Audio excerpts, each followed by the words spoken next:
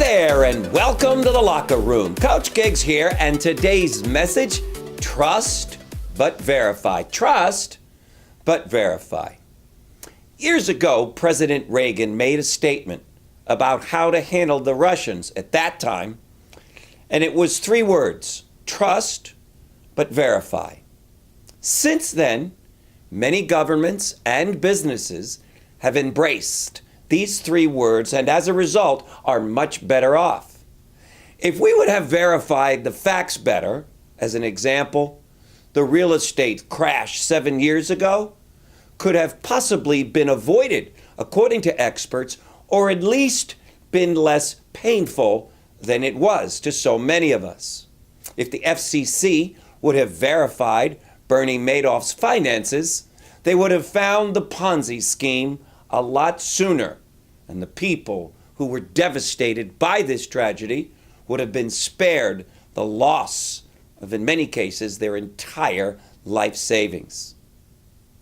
Wherever you look in business and government and see people stealing, embezzling, committing mail fraud, and all sorts of crimes, a good verification system could and would have helped avoid much of this.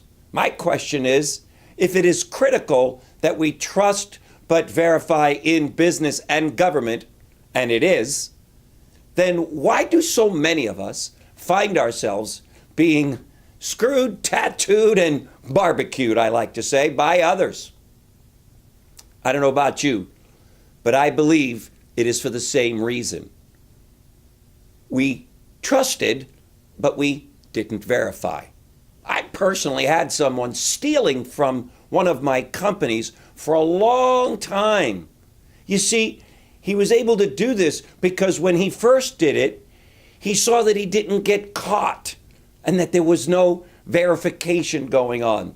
So off he went for many years. I don't even want to tell you how much money, because I'm sure you have had similar experiences.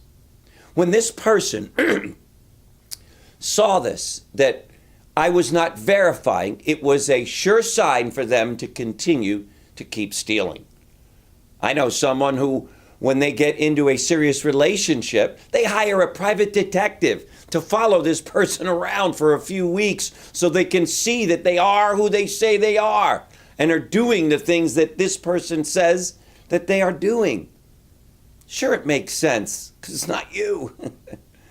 They also subscribe to one of these websites, another person I know, that gives them all kinds of personal information about the people they're dating and their finances. Everything is available. Big Brother's watching. Now, it might be a little extreme for some of us, myself included, but how often are people hurt by people because we gave them free reign of our lives? We trusted them, but we didn't verify.